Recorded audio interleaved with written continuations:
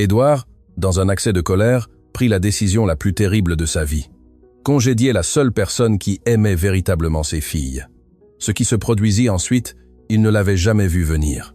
Ses propres filles allaient lui donner la leçon la plus douloureuse qu'il n'aurait jamais imaginée. Le manoir de Montaigne fut secoué par un claquement de porte qui résonna à travers tous les marbres comme un coup de tonnerre.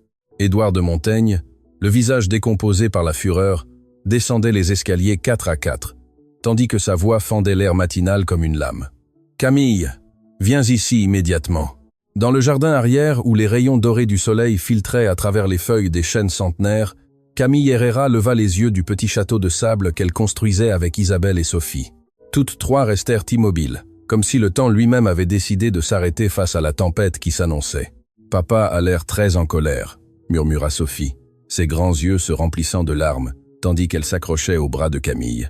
La fillette de 5 ans avait appris à reconnaître ces tons, les mêmes qui précédaient les nuits de pleurs silencieux.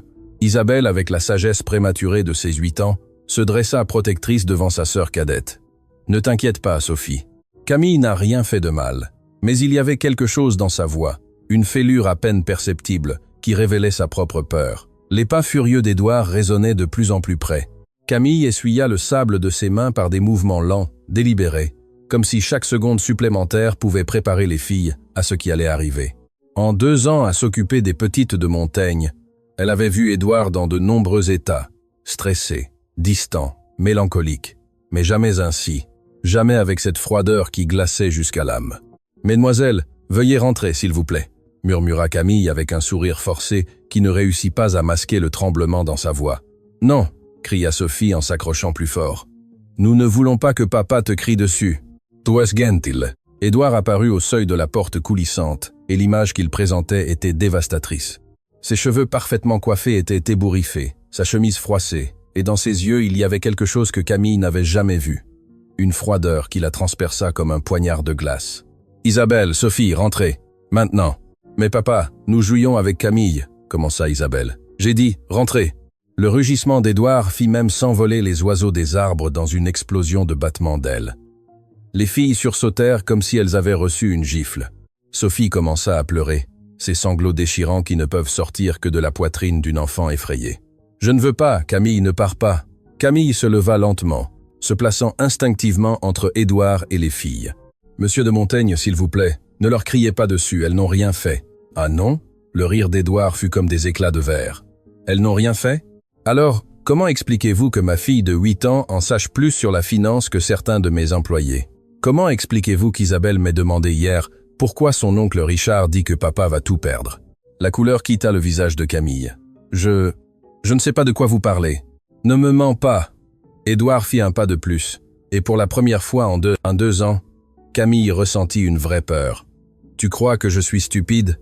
Tu crois que je ne sais pas que tu as écouté mes conversations téléphoniques ? Que tu as rempli la tête de mes filles d'informations qui ne les concernent pas ?» Isabelle fit un pas en avant avec une bravoure déchirante. « Papa, arrête! Camille n'a rien fait de mal. Nous lui posons des questions parce que tu n'es jamais là. » Le silence qui suivit fut assourdissant. Édouard regarda sa fille comme si elle lui avait planté une épée dans la poitrine. La vérité prononcée par la petite voix innocente d'une enfant résonna dans le jardin avec plus de force que tous ses cris. « Pars !» murmura Édouard, mais sa voix tremblait. « Camille, quitte ma maison. Monsieur, s'il vous plaît, pouvons-nous parler ? Pars !» L'explosion fut si violente qu'Hélène, la gouvernante, apparut en courant de la cuisine. « Tu as 1 heure pour faire tes valises et déguerpir, et je ne veux plus jamais te voir près de mes filles. » Ce qui se passa ensuite fut gravé dans la mémoire de tous les présents, comme une blessure qui ne guérirait jamais. Sophie se jeta sur Camille avec un cri qui semblait sortir du plus profond de son âme brisée. « Non, Camille, tu ne peux pas partir. Elle nous aime. Elle nous aime !» Isabelle, les larmes coulant sur ses joues, se planta devant son père avec une détermination qui glaça le sang. « Papa, si Camille part, nous partons aussi. » Édouard chancela comme s'il avait reçu un coup physique. « Isabelle, ne dis pas de bêtises. »« Ce ne sont pas des bêtises, » cria la fillette, sa voix se brisant entre les sanglots. « Camille est la seule qui nous serre dans ses bras quand nous faisons des cauchemars, la seule qui vient à nos pièces de théâtre, la seule qui sait comment j'aime mes sandwichs et que Sophie a peur du noir. » Hélène se couvrit la bouche de ses mains, les larmes coulant sur son visage ridé. En 15 ans de travail pour la famille de Montaigne, Elle n'avait jamais été témoin de quelque chose d'aussi déchirant. Camille s'agenouilla et serra les deux filles dans ses bras, son propre cœur se brisant en 1000 morceaux. « Mes amours, vous devez être courageuses. Oui, vous devez prendre soin l'une de l'autre. Ne pars pas, supplia Sophie entre les sanglots. S'il te plaît, Camille, tu as promis que tu serais toujours là.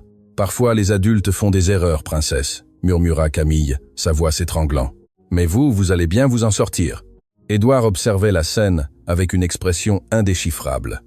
Quelque chose en lui se brisa en voyant la douleur pure dans les yeux de ses filles. Mais son orgueil blessé était plus fort que la raison. « 1 heure, répéta-t-il d'une voix rauque en se retournant. Et n'essaye jamais de contacter mes filles. Alors qu'Édouard s'éloignait vers la maison, il ne vit pas ce que tous les autres virent. Isabelle leva son petit visage baigné de larmes et murmura quelque chose qui allait tout changer pour toujours. « Alors nous irons te chercher, Camille. Papa ne nous séparera pas de toi, je te le promets. » 3 jours s'étaient écoulés depuis que Camille avait franchi pour la dernière fois la porte principale du manoir de Montaigne, et la maison semblait avoir perdu toute sa chaleur.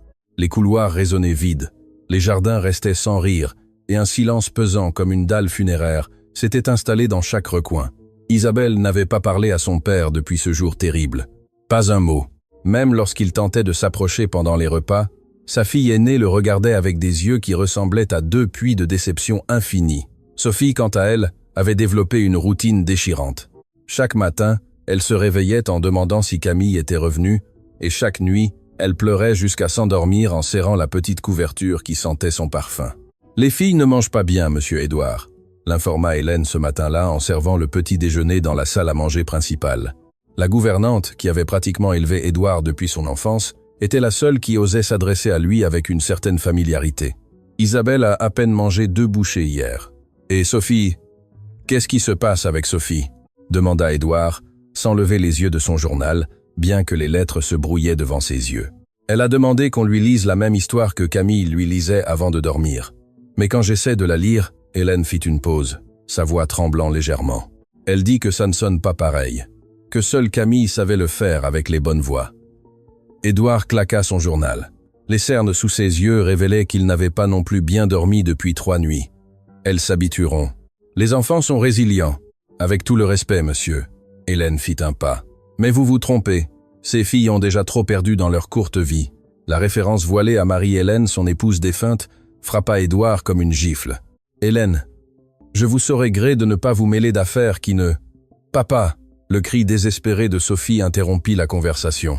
Tous deux coururent vers le 2e étage, où ils trouvèrent la fillette de 5 ans dans le couloir, complètement hystérique, tandis qu'Isabelle essayait de la calmer. « Elle est partie pour toujours !» sanglota Sophie, tenant dans ses petites mains le collier de fausses perles que Camille lui avait offert pour jouer aux princesses. Le collier est cassé, et maintenant Camille ne reviendra jamais. Édouard s'agenouilla devant sa fille cadette, sentant comme si quelqu'un serrait son cœur avec un poing de fer. « Sophie, mon amour, ce n'est qu'un collier.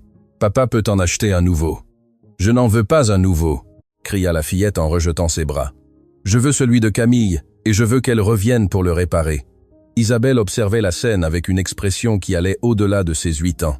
Il y avait quelque chose de calculé dans son regard, comme si elle analysait chaque mot, chaque geste. Quand son père tenta de s'approcher d'elle aussi, Isabelle recula d'un pas. « Isabelle, s'il te plaît, parle-moi » supplia Édouard. « Je sais que tu es en colère contre moi, mais... » « Je ne suis pas en colère » répondit Isabelle avec un calme qui le glaça. « Je suis déçu. Camille nous a appris la différence. » Ces mots prononcés avec la gravité d'un juge furent plus dévastateurs que n'importe quel cri. Édouard se releva lentement, sentant comme s'il venait de vieillir de 10 ans en 10 secondes. Cette nuit-là, après qu'Hélène eut finalement réussi à endormir Sophie en lui chantant une berceuse désaccordée, Isabelle resta éveillée dans son lit, mais elle ne se contentait pas d'être allongée, elle planifiait. À la lumière de sa petite lampe de princesse, Isabelle avait sorti un cahier rose que Camille lui avait offert pour qu'elle y écrive ses pensées. Sur la première page, de sa main soignée d'écolière de 2e année, elle avait écrit « Plan pour retrouver Camille ». En dessous, elle avait commencé à noter tout ce dont elle se souvenait. Camille habite dans le quartier Saint-Michel. Elle prend 2 bus pour arriver ici. Elle aime le café de Monsieur Dubois au coin de la rue. Sa maman s'appelle Madame Espérance, et elle est malade. Isabelle mordit le bout de son crayon en pensant à leur conversation nocturne. Quand Camille l'aidait avec ses cauchemars après la mort de sa maman, Elle avait beaucoup appris sur la vie de sa nounou. Camille ne parlait jamais de ses problèmes, mais Isabelle était observatrice. Elle avait remarqué comment parfois Camille gardait une partie de son déjeuner pour plus tard, comment ses chaussures étaient usées mais toujours propres, comment elle répondait à des appels téléphoniques d'une voix préoccupée quand elle croyait que les filles n'écoutaient pas. « Isabelle », murmura une petite voix depuis le lit d'à côté. Isabelle éteignit rapidement la lampe. « Sophie, tu n'arrives pas à dormir ?»« Camille me manque », murmura la petite fille. « Tu crois qu'elle nous manque aussi ?» Isabelle se leva silencieusement et se glissa vers le lit de sa sœur. « Bien sûr qu'elle nous manque, petite bête. Alors pourquoi ne revient-elle pas ?» La question, si simple et dévastatrice, fit qu'Isabelle sentit une pression sur sa poitrine. Comment expliquer à une fille de 5 ans la complexité de l'orgueil adulte, l'entêtement, la peur ? « Parce que papa ne la laisse pas », répondit-elle finalement avec une honnêteté brutale. Sophie se blottit contre sa sœur aînée. « On peut aller la chercher ?» Isabelle sentit une étincelle d'espoir mêlée de détermination. « Tu voudrais faire ça même si c'est difficile ?» « Oui. » Sophie se redressa immédiatement, ses petits yeux brillants dans l'obscurité. « Je veux aller chercher Camille et je veux qu'elle revienne à la maison. »« Chut, tu dois parler doucement. » Isabelle regarda vers la porte de sa chambre. « Ça va être notre secret, d'accord ? On ne peut pas le dire à papa, ni à Hélène, ni à personne, parce que c'est un secret. » Isabelle réfléchit attentivement à ces mots, parce que parfois les adultes ne comprennent pas ce qui compte vraiment. Ils se soucient de choses qui ne sont pas importantes, comme l'orgueil et avoir raison. Mais nous savons que Camille nous aime vraiment, n'est-ce pas ? Oui, acquiesça Sophie avec ferveur. Camille est la meilleure. Elle me fait de jolies tresses et elle sait faire des voix de monstres sans faire peur. Alors il faut la ramener, déclara Isabelle avec une détermination qui aurait effrayé tout adulte qui l'aurait entendu. Mais d'abord, j'ai besoin que tu m'aides à me souvenir de tout ce que nous savons sur l'endroit où vit Camille. Pendant l'heure suivante, les deux filles chuchotèrent dans l'obscurité, partageant chaque fragment d'information qu'elles avaient recueilli sur la vie de leur chère nounou. Sophie se souvint que Camille achetait toujours du pain dans une boulangerie qui s'appelait l'Épidore. Isabelle savait que Camille étudiait le soir pour devenir maîtresse parce qu'elle voulait aider plus d'enfants comme elle. « Et une fois, » murmura Sophie, « quand papa a crié au téléphone à propos de l'argent, Camille a pleuré dans la salle de bain. Je l'ai vue, et elle a dit quelque chose comme quoi elle avait besoin du travail, pour les médicaments de sa maman. » Isabelle sentit une piqûre au cœur. Camille avait été préoccupée par l'argent et son père l'avait licenciée juste au moment où elle en avait le plus besoin. « Sophie, » Isabelle prit les petites mains de sa sœur cadette. « Tu me fais toujours confiance, » répondit Sophie sans hésiter. « Alors demain, nous allons commencer notre plan, mais tu dois me promettre que tu seras très, très courageuse. » « Tu peux faire ça pour Camille ?»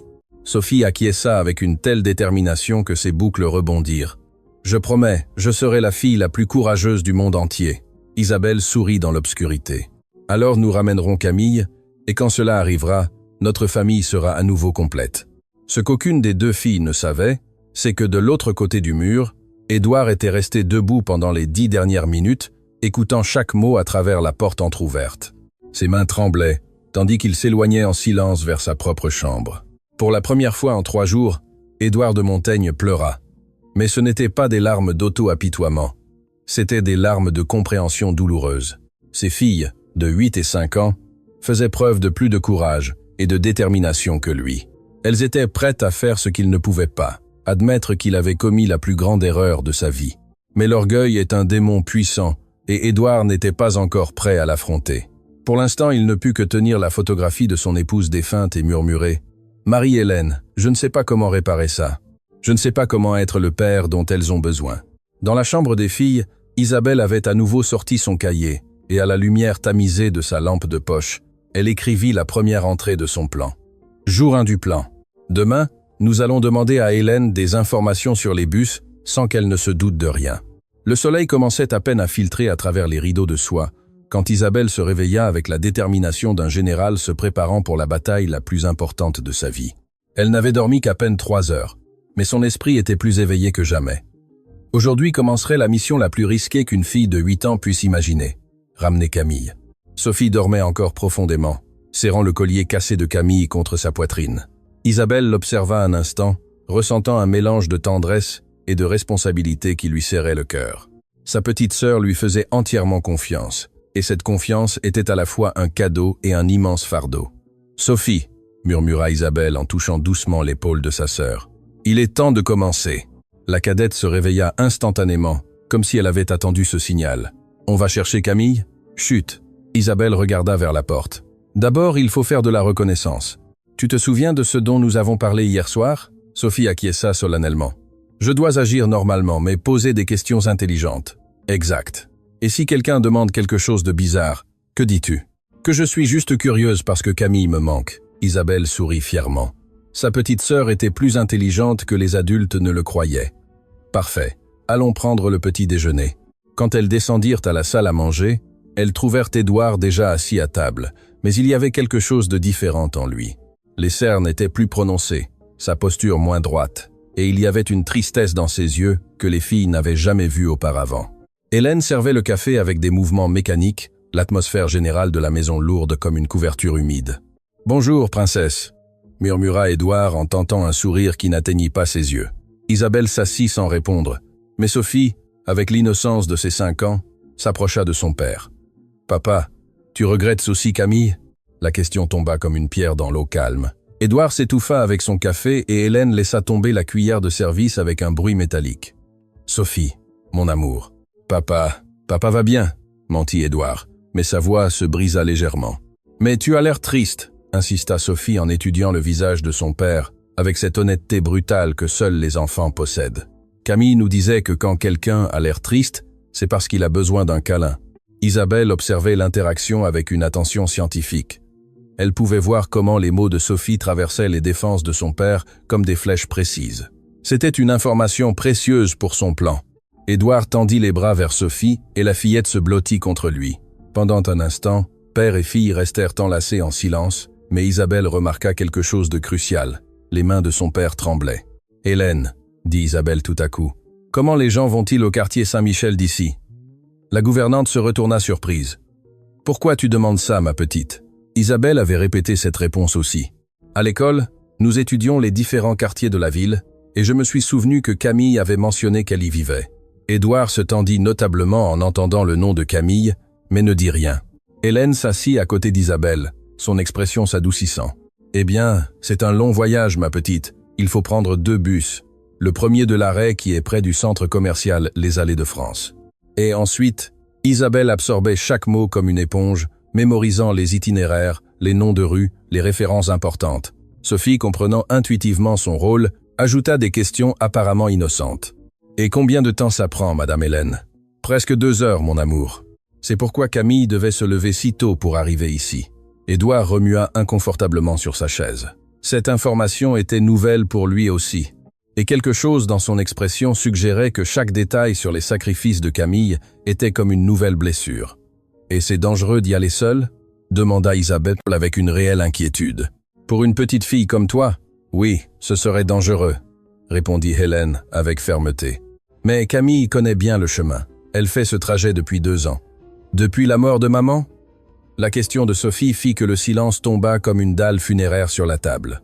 Édouard se leva brusquement, sa chaise raclant le sol de marbre. « J'ai fini de déjeuner. Hélène, assurez-vous que les filles ne sortent pas de la maison sans surveillance. » Et sur ce, il s'en alla, laissant une trace de tension palpable dans l'air. Hélène observa les filles avec un mélange d'inquiétude et de compréhension. « Mes petites, votre papa traverse un moment très difficile. Pourquoi il a renvoyé Camille si ça le rend triste ?» demanda Sophie avec cette logique implacable des enfants.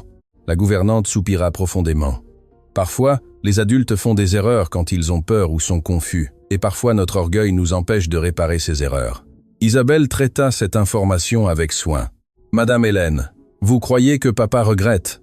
Hélène regarda dans la direction où Édouard avait disparu. « Je crois que votre papa est en train de se rendre compte que certaines choses sont plus importantes que d'avoir raison. » Après le petit déjeuner, tandis qu'Hélène s'occupait de ses tâches et qu'Édouard s'était enfermé dans son bureau avec des appels professionnels, les filles montèrent dans leur chambre pour la 2e phase de leur plan. Isabelle sortit une carte de la ville qu'elle avait trouvée dans la bibliothèque de son père. Avec un crayon de couleur, elle commença à tracer l'itinéraire qu'Hélène avait décrit. « Tu crois qu'on peut faire ce voyage, Isabelle ?» demanda Sophie en observant les lignes que sa sœur dessinait. « Il faut qu'on puisse. » répondit Isabelle avec une détermination féroce. « Mais nous avons besoin de plus d'informations, et nous avons besoin d'argent. » « De l'argent, pour quoi faire ? Pour les bus et peu. Être pour acheter quelque chose à Madame Espérance, la maman de Camille. » Hélène a dit une fois qu'elle était malade. Sophie fronça les sourcils en réfléchissant intensément. J'ai de l'argent dans ma tirelire de mon anniversaire. Isabelle acquiesça, une pointe de fierté envers sa petite sœur. J'ai aussi quelque chose d'économisé, mais nous devons savoir exactement combien coûte le billet de bus. À ce moment-là, elles entendirent des voix dans le couloir. Les deux filles restèrent immobiles, reconnaissant la voix de Richard, l'oncle d'Isabelle, parlant avec Édouard. Je te dis que virer cette fille était la bonne chose à faire, Édouard. Tu devais protéger tes intérêts. Richard, s'il te plaît, non, pas maintenant.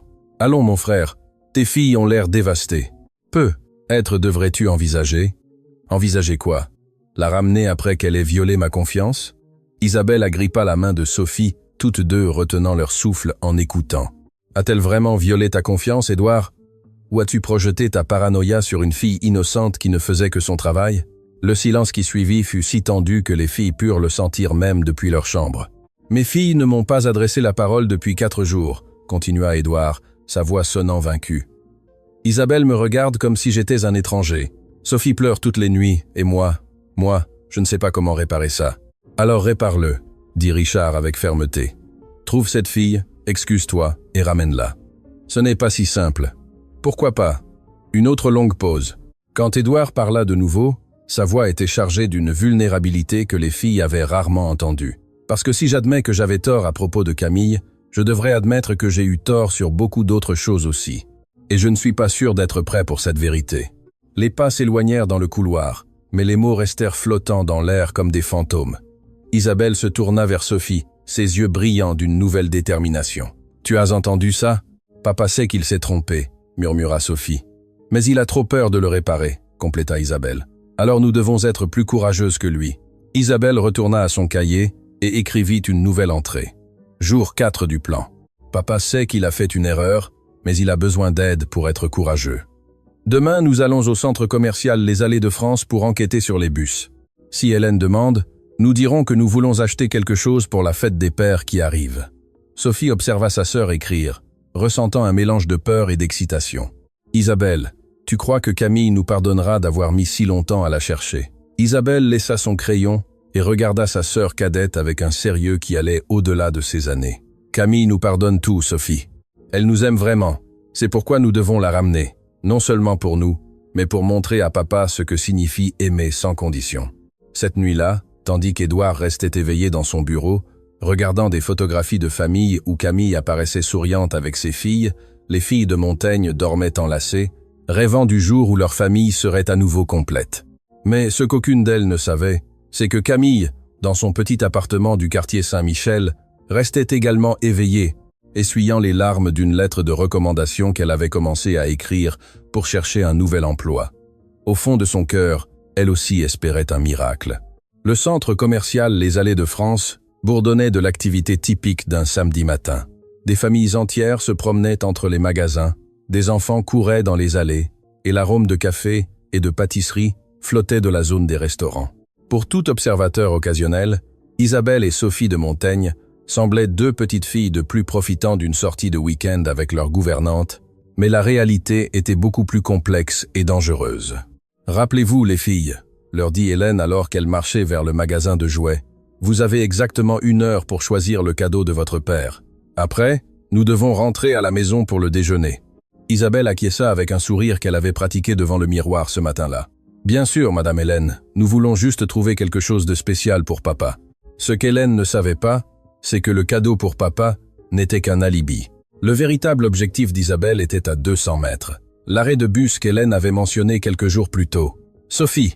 murmura Isabelle, quand Hélène fut distraite en regardant la vitrine d'une bijouterie. « Tu te souviens de ton travail ?» La fillette de 5 ans acquiesça solennellement. « Je dois occuper Madame Hélène pendant que toi tu vas enquêter sur les bus. » « Exact. Et si quelque chose tourne mal?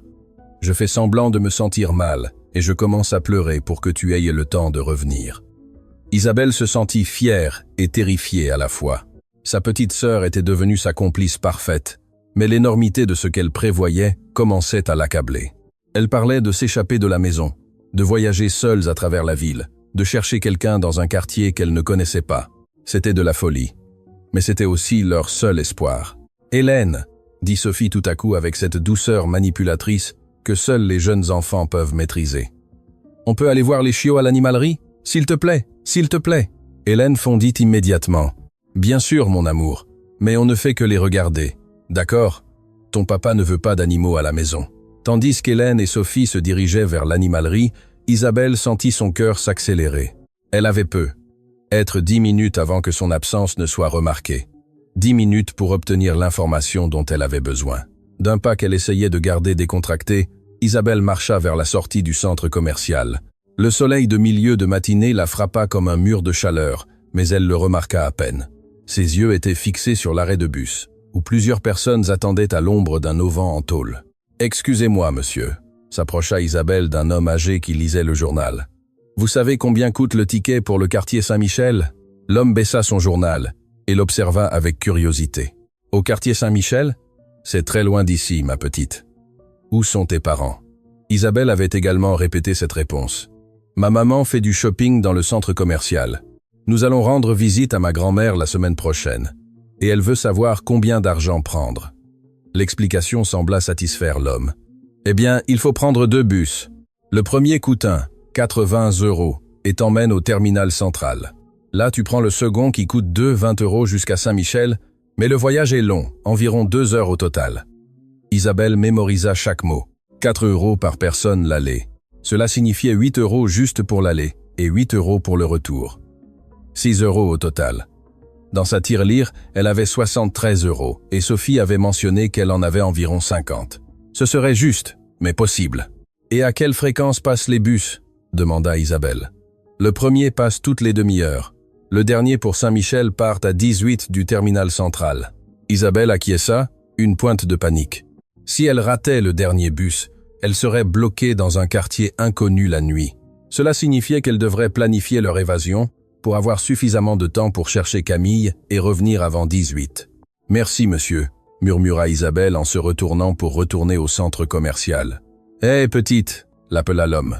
Isabelle se figea, craignant qu'il n'ait soupçonné quelque chose. « Fais attention à Saint-Michel.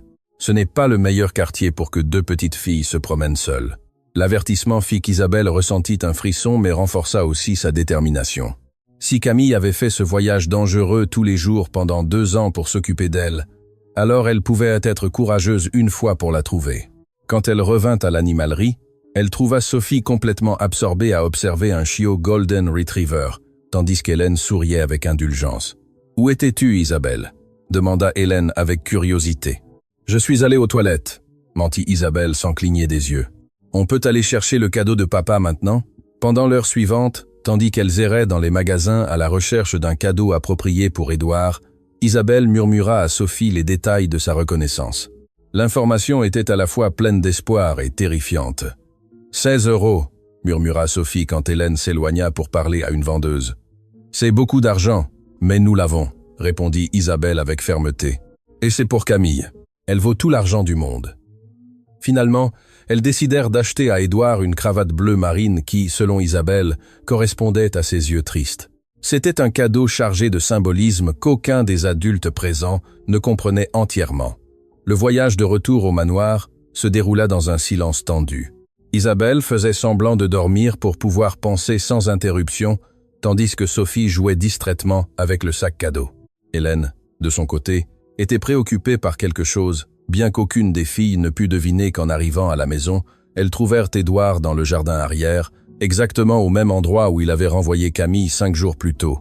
Il était assis sur le banc en fer forgé, regardant le château de sable inachevé que les filles avaient construit avec leur nounou. « Papa !» Sophie courut vers lui avec le cadeau à la main. « On t'a acheté quelque chose ?» Édouard reçut le sac avec un sourire qui n'atteignit pas ses yeux. Quand il déballa la cravate, quelque chose dans son expression se brisa légèrement. « C'est très beau, princesse. Merci. Isabelle a dit que c'était la couleur de tes yeux quand tu es triste, » commenta Sophie avec cette honnêteté brutale qui caractérise les jeunes enfants. Édouard regarda sa fille aînée avec un mélange de surprise et de douleur. « Mes yeux ont l'air tristes ?» Isabelle s'assit à côté de son père sur le banc. Pendant un instant, sa détermination vacilla en voyant la vulnérabilité sincère sur son visage. « Papa, Camille te manque ?» La question directe frappa Édouard comme un coup de poing. Il resta silencieux pendant de longues secondes, luttant avec lui-même. « Oui, » admit-il finalement, sa voix à peine un murmure. « Elle me manque beaucoup. Alors pourquoi tu ne la ramènes pas ?»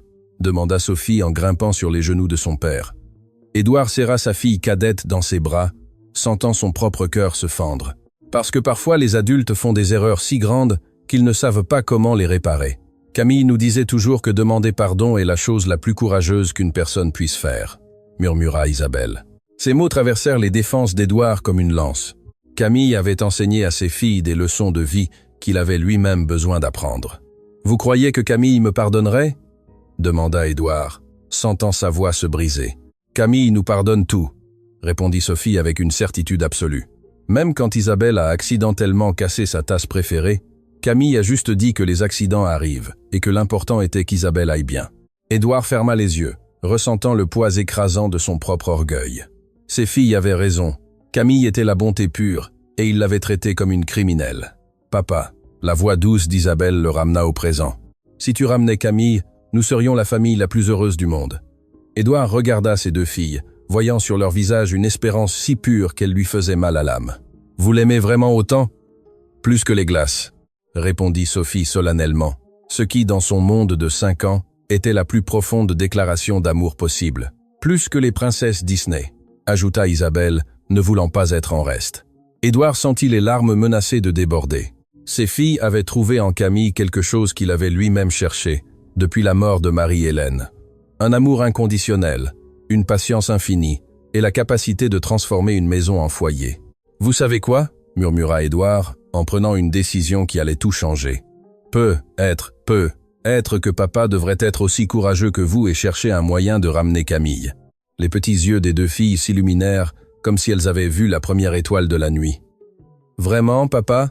murmura Sophie. « Vraiment », confirma Édouard, se sentant plus léger qu'il ne l'avait été depuis des jours. « Mais il faudra du temps pour la retrouver et trouver les mots justes pour m'excuser. » Isabelle et Sophie échangèrent un regard lourd de sens. Elles savaient exactement où trouver Camille, mais elles savaient aussi que leur père avait besoin de temps pour surmonter son orgueil. Peut être, juste peut être, pourrait-elle l'aider sans qu'il ne s'en rende compte? « Papa, » dit Isabelle avec précaution.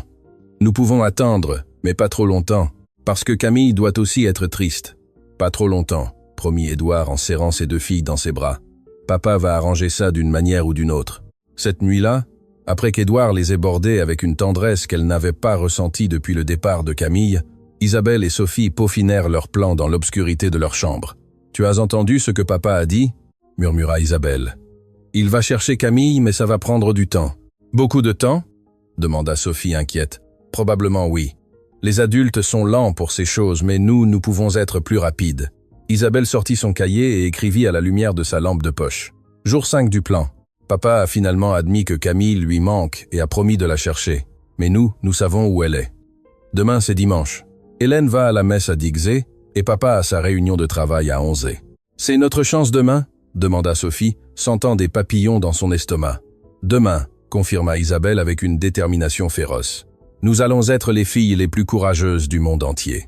Nous allons trouver Camille et nous allons la ramener à la maison où elle appartient. » Tandis que les filles planifiaient l'aventure la plus risquée de leur courte vie, Édouard restait éveillé dans sa chambre, regardant une photographie où il apparaissait avec Marie-Hélène et les filles dans des jours plus heureux.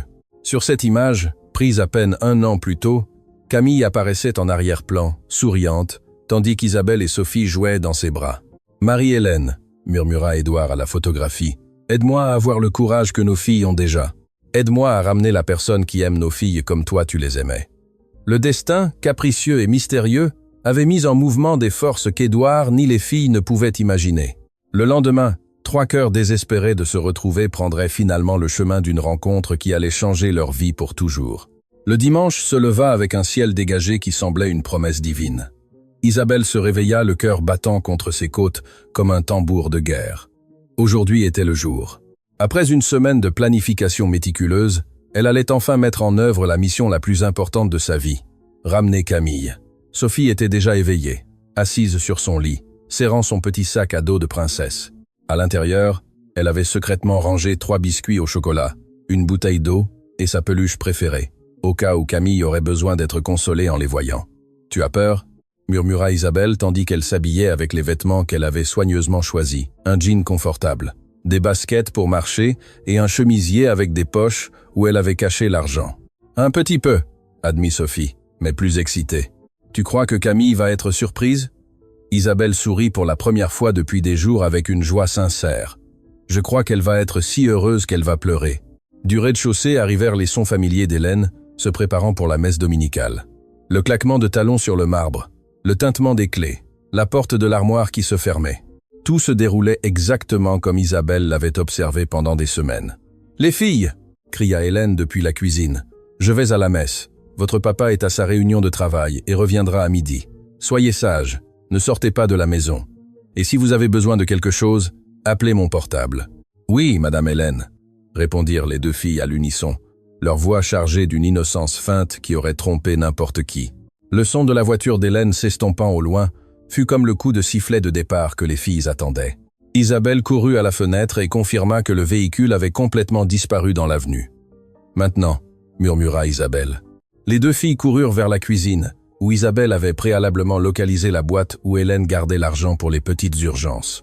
Avec des mains tremblantes, Isabelle sortit exactement 6 €, laissant une note écrite de sa plus belle écriture. « Empruntez, nous le rendrons. Isabelle et Sophie. »« Ce n'est pas mal de prendre de l'argent sans permission ?»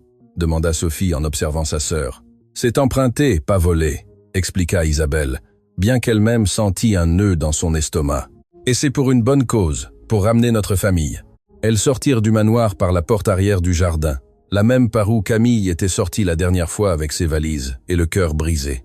Isabelle avait mémorisé l'itinéraire jusqu'à l'arrêt de bus. 15 minutes à pied dans des rues qu'elle connaissait parfaitement, puis s'aventurer en territoire inconnu. Le soleil était déjà haut quand elles arrivèrent à l'arrêt, et Isabelle sentit la première vraie vague de panique en voyant la quantité de gens qui attendaient.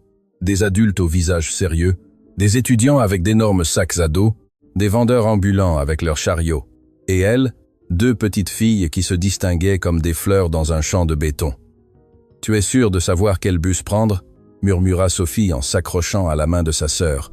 Isabelle désigna discrètement un bus bleu et blanc qui approchait. « Celui-là, l'homme m'a dit de chercher la ligne 47. » Quand le bus s'arrêta avec un crissement de frein et un nuage de fumée noire, Isabelle sentit comme si elle était sur le point de traverser un portail vers un autre monde. Les portes s'ouvrirent avec un sifflement pneumatique et les passagers commencèrent à monter dans une masse apparemment chaotique. « 2 billets, s'il vous plaît », dit Isabelle au chauffeur, en essayant de faire sonner sa voix plus mature qu'elle ne l'était. Le chauffeur, un homme à la moustache grise et à l'expression fatiguée, les regarda avec curiosité. « Où sont vos parents, les filles ?» Isabelle avait aussi répété cette réponse. « Notre grand-mère nous attend au terminal central. Nos parents n'ont pas pu nous accompagner car ils travaillent. » C'était un mensonge, mais désespéré. Le chauffeur étudia leur visage pendant ce qui sembla une éternité, puis haussa les épaules et accepta les 60 €. « Asseyez-vous près de l'avant et ne vous séparez pas », les avertit-il avec une gentillesse inattendue. Le voyage dans le premier bus fut un mélange de terreur et de fascination. Isabelle observait par la fenêtre comment la ville familière de son enfance se transformait progressivement en paysage inconnu. Les bâtiments hauts et modernes cédaient la place à des constructions plus modestes. Les jardins soignés devenaient des terrains vagues, et les rues pavées commençaient à montrer des nids de poules et des fissures. Sophie resta silencieuse pendant la majeure partie du trajet, ses grands yeux absorbant chaque détail de ce nouveau monde qui se déroulait devant elle. De temps en temps, elle se blottissait plus près d'Isabelle lorsque le bus freinait brusquement ou lorsque des passagers qui semblaient particulièrement intimidants montaient. « C'est encore loin », demanda Sophie après 40 minutes de trajet.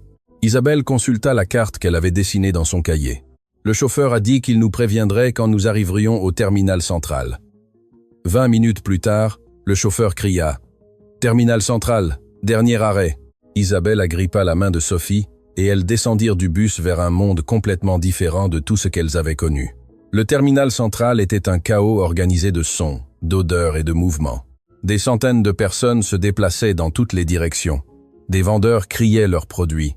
Des bus arrivaient et partaient dans une symphonie cacophonique de moteurs et de klaxons. « Isabelle, ça fait peur !» murmura Sophie en se pressant contre sa sœur aînée. « C'est juste différent », répondit Isabelle avec plus de confiance qu'elle n'en ressentait. « Camille vient ici tous les jours.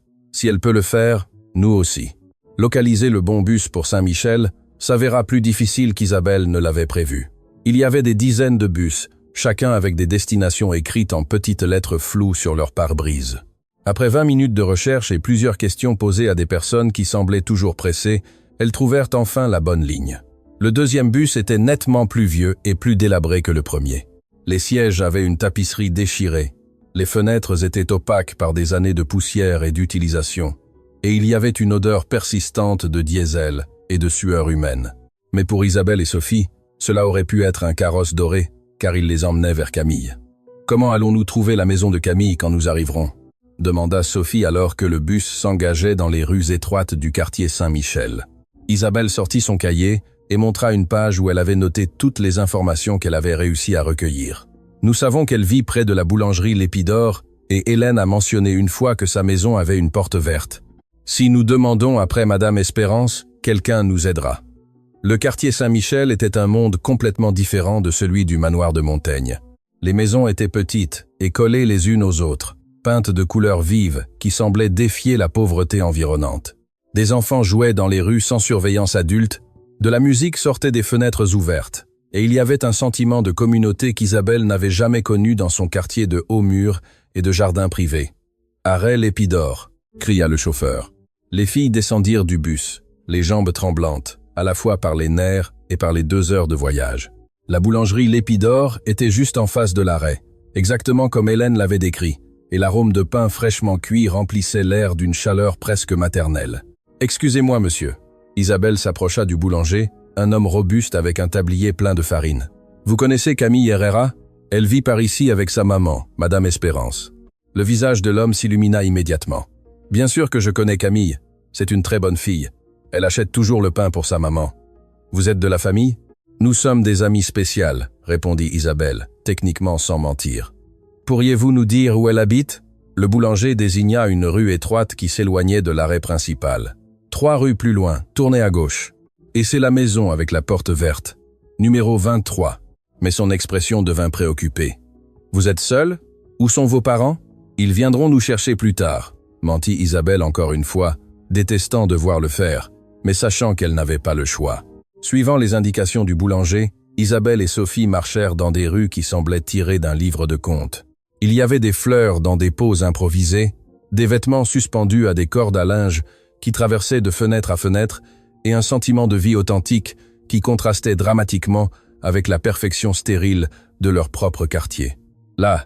murmura Isabelle, en désignant une petite maison de plein pied avec une porte en bois peinte en vert menthe. Numéro 23. Les 2 filles s'arrêtèrent devant la maison, ressentant le poids de ce qu'elles étaient sur le point de faire. Elles avaient voyagé pendant des heures, elles avaient menti, elles avaient emprunté de l'argent, tout cela pour arriver à ce moment. « Et si Camille ne veut pas nous voir ?» demanda Sophie tout à coup, exprimant la peur qu'Isabelle avait refoulée. « Camille veut toujours nous voir, » répondit Isabelle avec une conviction qui venait directement de son cœur. « Elle nous aime, elle a juste besoin de savoir que nous l'aimons aussi. » Isabelle respira profondément et frappa à la porte verte de 3 coups fermes. De l'intérieur arrivèrent des bruits de mouvement, des pas traînants, puis la voix qui leur avait désespérément manqué pendant une semaine entière. « Qui est là? Camille !» cria Sophie, ne pouvant plus se contenir. « C'est nous, Isabelle et Sophie. On est venus te chercher. » Le silence qui suivit fut assourdissant. Puis le bruit de serrure s'ouvrant frénétiquement, et enfin la porte verte s'ouvrit pour révéler Camille Herrera. Elle était différente. Ses yeux étaient gonflés comme si elle avait pleuré. Ses cheveux n'avaient pas la coiffure soignée habituelle, et elle portait des vêtements décontractés que les filles ne l'avaient jamais vue porter. Mais son visage, au moment où elle les vit, se transforma avec une joie si pure et dévastatrice qu'elle semblait irradier sa propre lumière. « Mes filles !» murmura Camille, comme si elle ne pouvait pas croire ce que ses yeux voyaient. « Vraiment, c'est vous, Camille ?» crièrent les 2 filles à l'unisson, se jetant dans ses bras comme des projectiles d'amour pur. L'impact faillit faire tomber Camille, mais elle les reçut dans un câlin qui semblait conçu pour guérir toutes les blessures du monde. Les 3 corps fusionnèrent dans un cercle d'amour qui avait été brisé pendant exactement 7 jours, 4 heures et 36 minutes. « Comment êtes-vous arrivés ici ?» sanglota Camille en couvrant leur visage de baisers. « Où est votre papa? Vous allez bien? Mon Dieu, je n'arrive pas à croire que vous êtes là. On est venu te chercher, » déclara Isabelle en larmes. « Parce que tu appartiens avec nous et parce que papa a réalisé qu'il a fait la plus grande erreur de toute sa vie. » À l'intérieur de la petite maison de la famille Herrera, Isabelle et Sophie découvrirent un monde qui contrastait dramatiquement avec l'opulence de leur manoir, mais qui irradiait une chaleur que leur foyer avait perdue depuis le départ de Camille. Les murs étaient décorés de photographies de famille, de plantes dans des pots improvisés et de petits détails qui parlaient d'un amour véritable malgré les limitations économiques évidentes. Sur le petit canapé en tissu usé, mais impeccablement propre, Camille ne pouvait pas lâcher les filles. Elle les gardait serrées contre sa poitrine, comme si elle craignait qu'elles ne disparaissent si elle les laissait partir. Ses larmes coulaient sans contrôle, mêlant une joie pure à une préoccupation maternelle qui la consumait. « Mes amours, vous ne pouvez pas être ici seuls », répétait Camille entre les sanglots. « Comment êtes-vous arrivés? Votre papa sait où vous êtes. » Isabelle échangea un regard significatif avec Sophie avant de répondre. Elles avaient répété cette conversation, mais affronter la réalité était beaucoup plus complexe que leur plan secret. « On a pris 2 bus », expliqua Isabelle avec un mélange de fierté et de nervosité. « Et non, papa ne sait pas que nous sommes ici, mais Camille », sa voix se brisa légèrement. « Il te manque beaucoup, il nous l'a dit. » Les yeux de Camille se remplirent de nouvelles larmes, mais celle-ci était différente. Il y avait de la douleur en elle, une blessure profonde que les filles n'avaient jamais vue auparavant. « Mais princesse », murmura Camille, caressant les visages des 2 filles, « vous n'auriez pas dû faire ce voyage si dangereux. Votre papa doit être très inquiet. »« Papa est à sa réunion de travail », expliqua Sophie avec la logique simple de ses 5 ans. « Et Hélène est à la messe.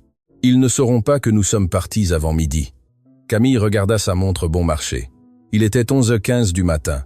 Elles avaient moins d'1 heure avant que la recherche désespérée ne commence au manoir de Montaigne. « Je dois appeler votre maison immédiatement », déclara Camille en se levant du canapé. « Non !» cria Isabelle en s'accrochant à son bras. « S'il te plaît, Camille, écoute-nous d'abord.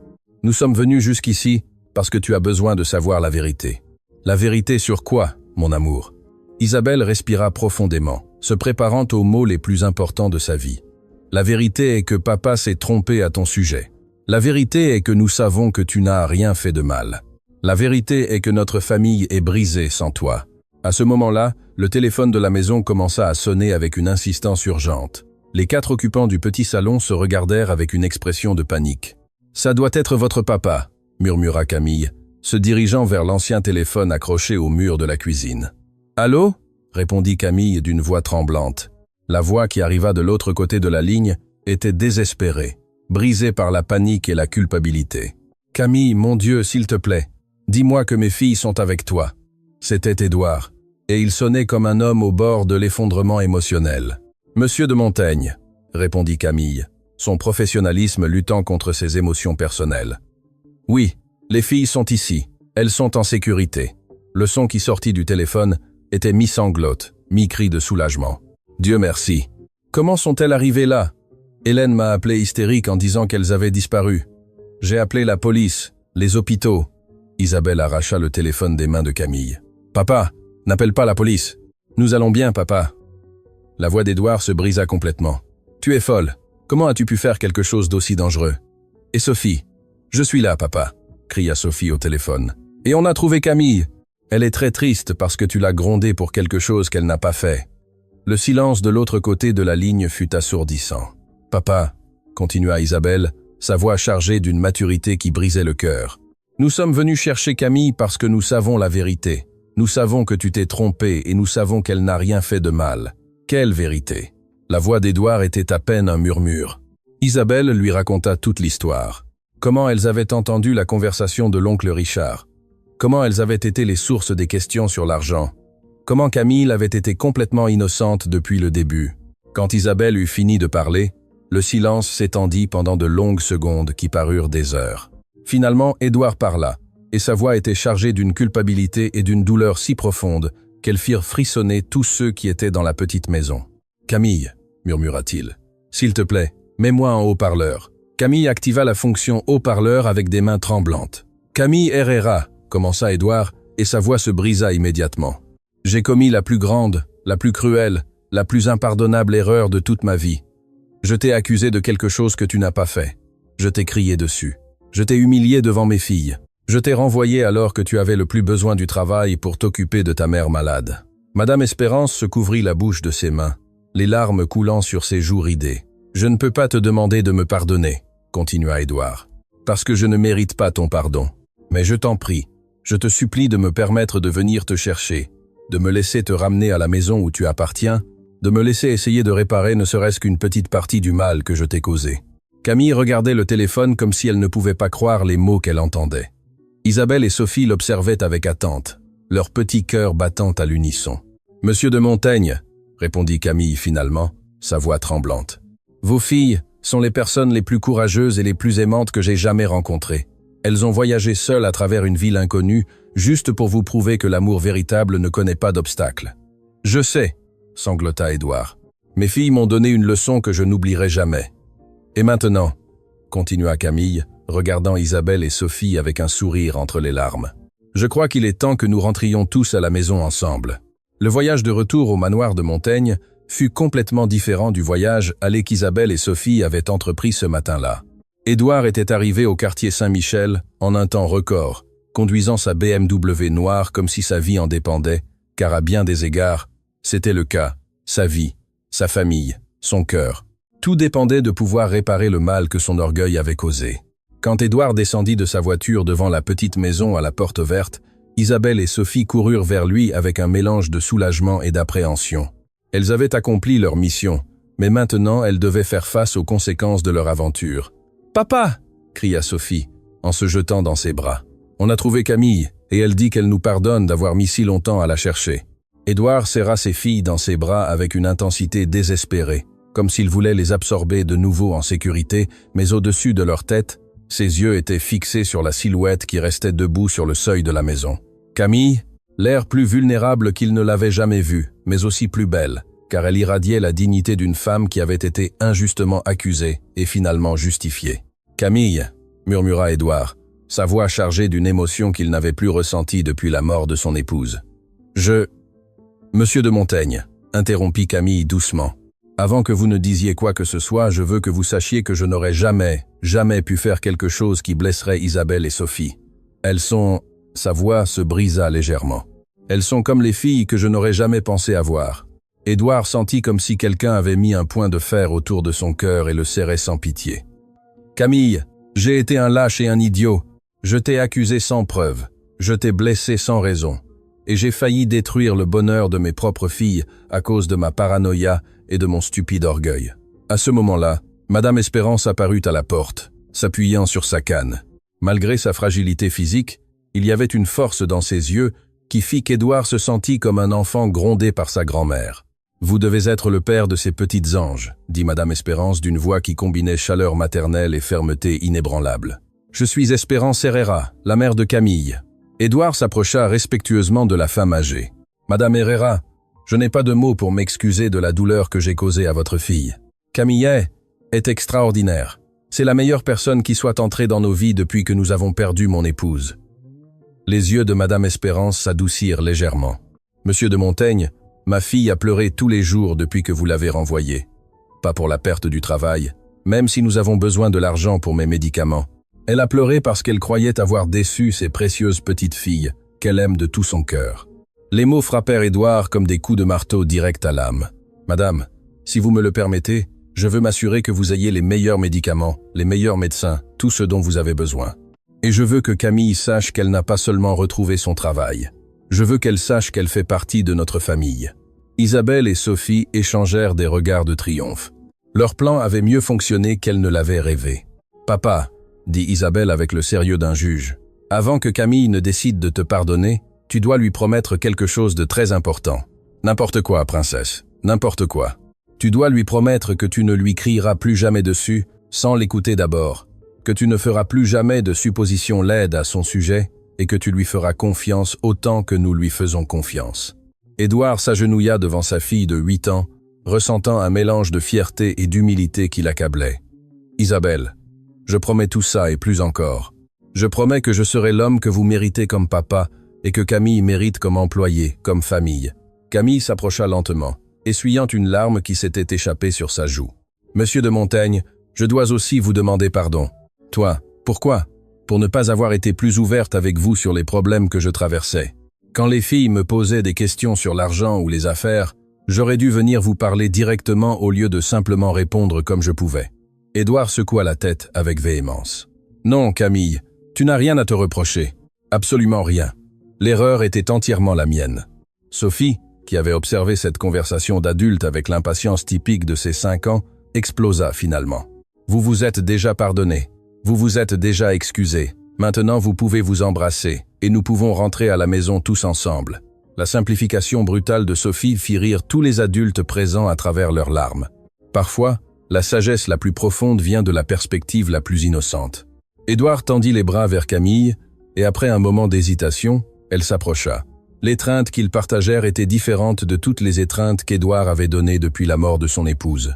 Ce n'était pas romantique, mais c'était profondément significatif. C'était l'étreinte de quelqu'un qui retrouvait un membre perdu de sa famille. « Bienvenue à la maison, Camille », murmura Édouard. « S'il te plaît, pardonne-moi. »« Vous êtes pardonné », répondit Camille, et dans sa voix, il y avait une sincérité qui guérit quelque chose de brisé dans l'âme d'Édouard. Le voyage de retour au manoir de Montaigne devint une caravane de 2 véhicules. Édouard insista pour que Madame Espérance les accompagne également, au moins pour la journée, afin qu'elle puisse voir où sa fille travaillait et mieux connaître les filles qu'elle aimait tant. Dans la voiture d'Édouard, Isabelle et Sophie ne pouvaient contenir leur émotion. Elles avaient accompli quelque chose qui semblait impossible. Elles avaient réuni leur famille brisée. « Papa », dit Isabelle alors qu'elles observaient la voiture de Camille les suivant dans le rétroviseur. « Tu es fier de nous ?»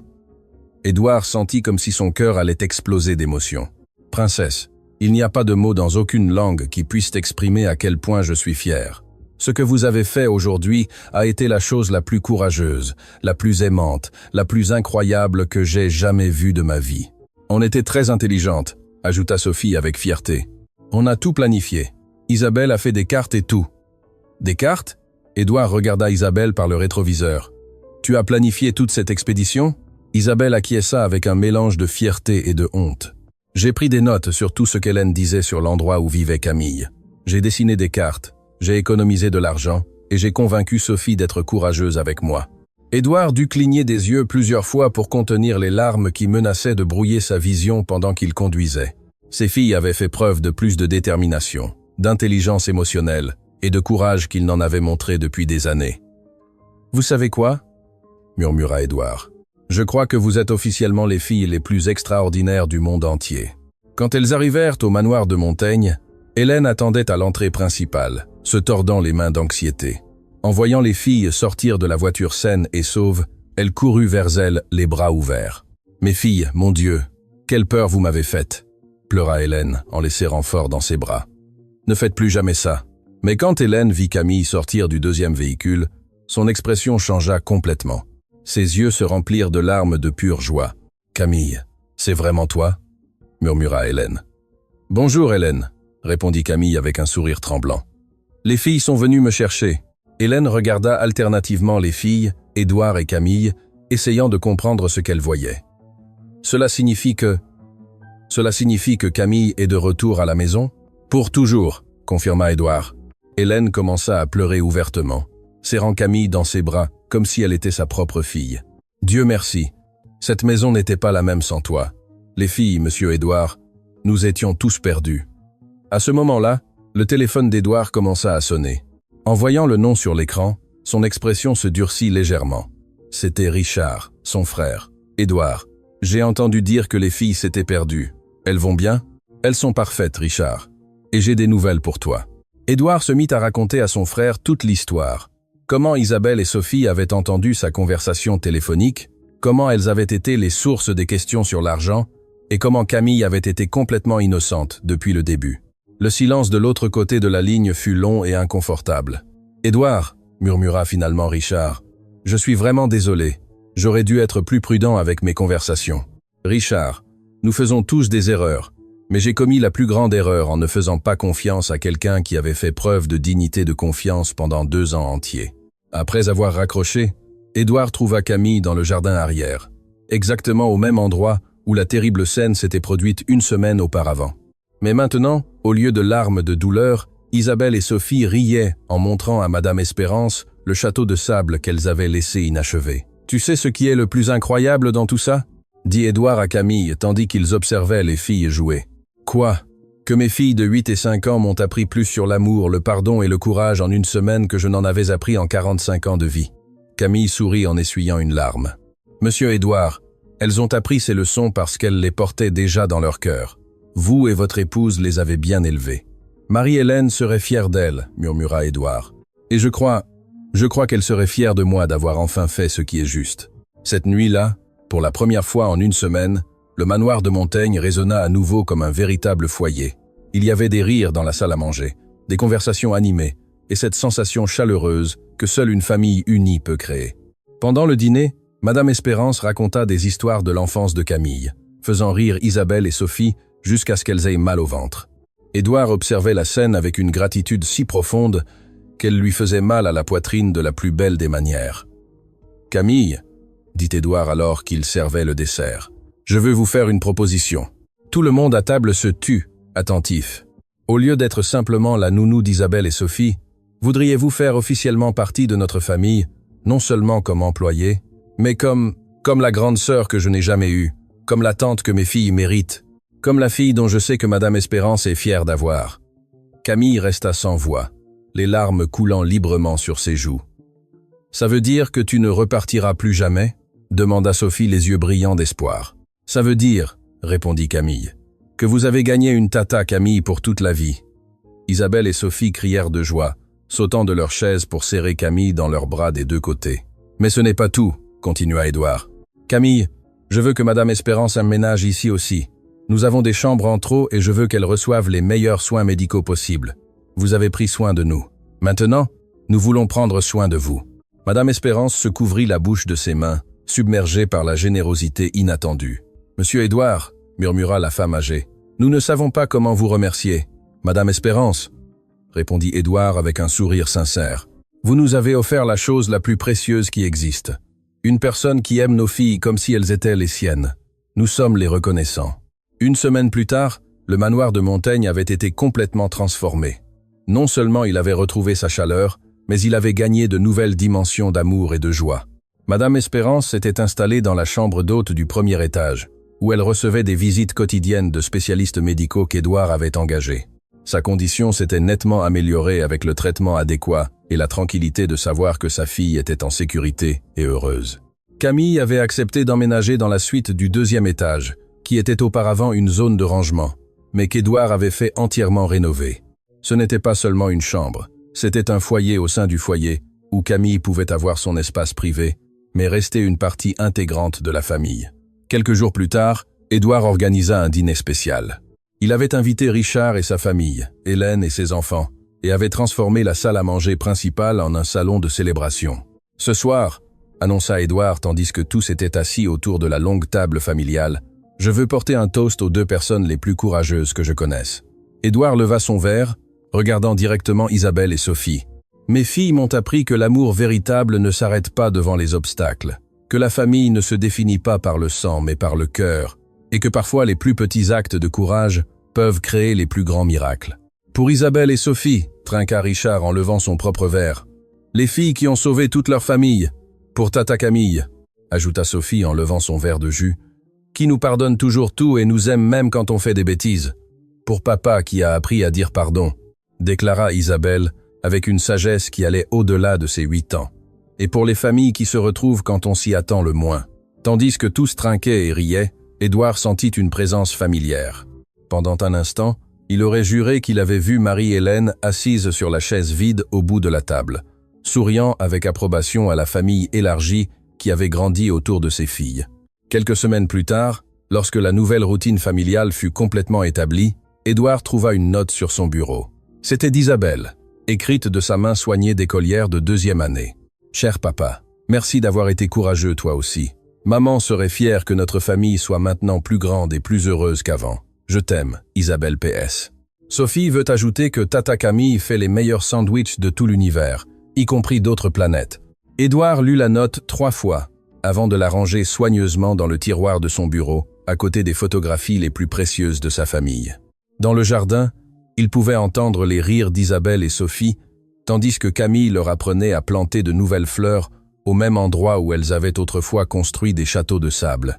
Madame Espérance était assise sur le banc en fer forgé, tricotant quelque chose qu'il soupçonnait être un pull pour l'une des filles. Édouard s'approcha de la fenêtre et observa la scène avec une gratitude si profonde qu'elle remplissait chaque cellule de son corps. Il avait été sur le point de détruire le bonheur de sa famille à cause de l'orgueil et de la paranoïa. Mais ses filles, avec leur amour pur et leur courage extraordinaire, avaient sauvé non seulement Camille, mais toute la famille. « Merci, Marie-Hélène », murmura Édouard vers le ciel dégagé, « de nous avoir donné ces filles incroyables qui savent aimer mieux que n'importe quel adulte. » Dans le jardin, Sophie leva les yeux vers la fenêtre où se trouvait son papa et lui envoya un baiser volant. Édouard le lui rendit. Sentant que son cœur était complet pour la première fois, la famille de Montaigne avait appris que les erreurs les plus douloureuses peuvent devenir les plus belles bénédictions. Quand l'amour est suffisamment fort pour surmonter l'orgueil, et quand la bravoure des petits peut guérir les blessures les plus profondes des grands. Isabelle ferma son journal ce soir-là avec une dernière entrée. Mission accomplie. Tata Camille est à la maison pour toujours. Grand-mère Espérance est en bonne santé. Papa a appris à dire pardon, et nous avons prouvé que les petites filles peuvent faire de très grandes choses quand elles aiment vraiment. Fin de l'histoire parfaite. Et il n'y avait vraiment pas de meilleure façon de terminer la plus belle histoire qui ait jamais été vécue au manoir de Montaigne.